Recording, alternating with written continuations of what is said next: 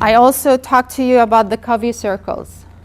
This concept of Stephen Covey is such an empowering concept. It's a liberating concept because it frees you from focusing on what other people are doing to you or doing in general, and forces you to focus on what you need to do. Forces you to focus on your circle of influence.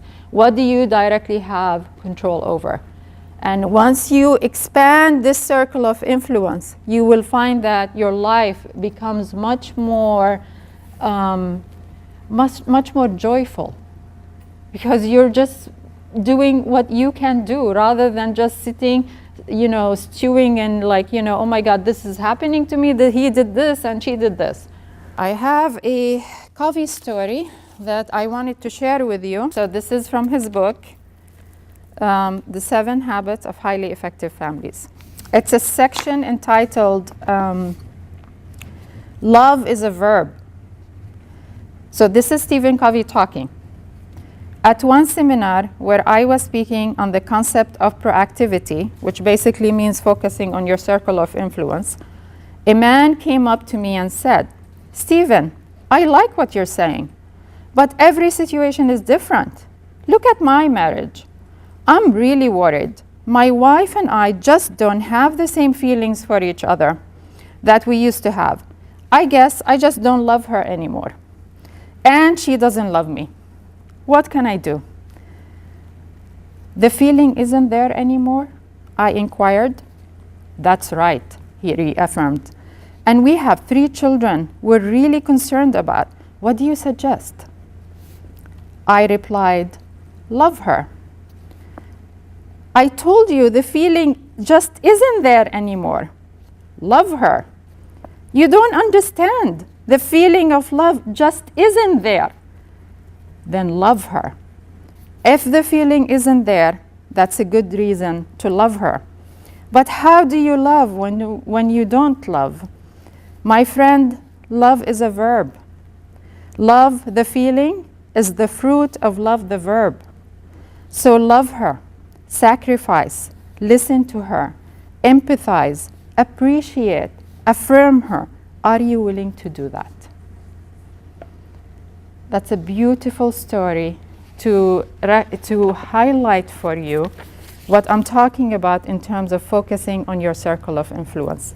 So rather than say, "Oh, my spouse doesn't love me," what are you doing?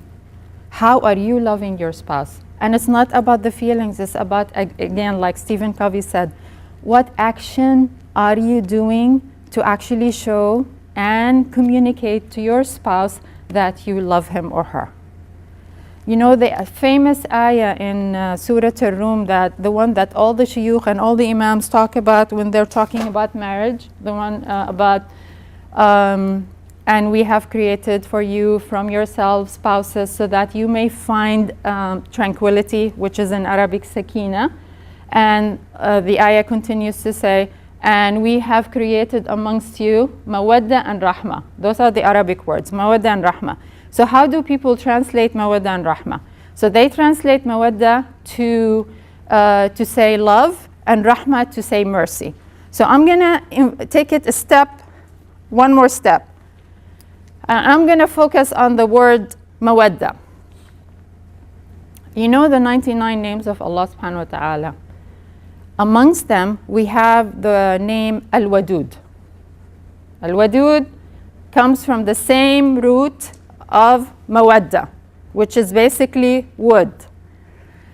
And Allah subhanahu wa ta'ala, in the 99 names of His, He doesn't have the loving. He doesn't have Al-Muhib, but He has Al-Wadud. And me, in my naivete, whenever I read this ayah, I would ask myself, so why did Allah subhanahu wa ta'ala in this ayah did not mention the word love, which is hub in Arabic, even though the word hub in Arabic is mentioned in the Quran several times. You can't say that the word wasn't there. It was there. It's mentioned in the Quran in other contexts. When it came to marriage, Allah subhanahu wa ta'ala did not use the word hub. He used the word mawadda and He used the word rahmah. So I always thought, okay, you know what? Allah subhanahu wa ta'ala knew that marriages are not all of them going to be built on love. So he didn't use the word love. So we will not focus on the word love in marriage. We're just going to focus on wud and rahmah.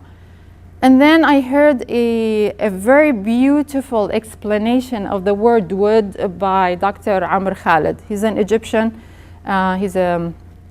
He is a very spiritual speaker, if you will, about Islam. So he touches your heart. He's not like, you wouldn't consider him a faqih, but when he talks about Islam, he talks about the spirit of Islam. He talks about what Allah subhanahu wa ta'ala has intended from us practicing Islam in our hearts. Anyway, so he had a series about the 99 names of Allah.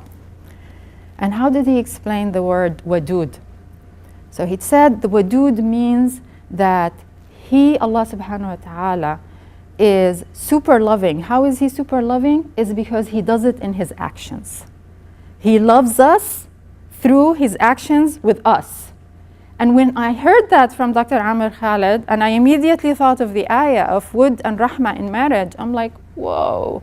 So Allah subhanahu wa ta'ala in the Quran, in this ayah that always we talk about, He's telling us, in order for us to have serenity in our marriage, in order for us to have sakina in our marriage, in order for us to have tranquility in our marriage, we need to do two things.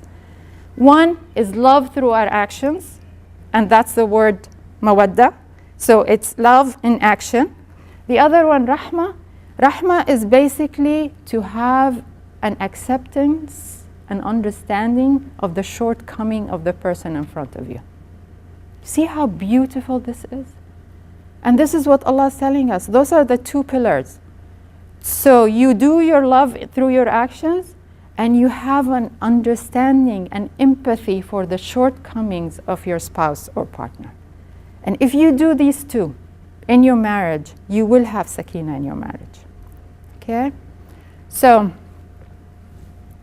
that's the Kavi story. Okay? Love her. And it's not only love her, it's love him too. Okay? It's not so I had someone who loved the story, but she missed the whole point of why I shared the story.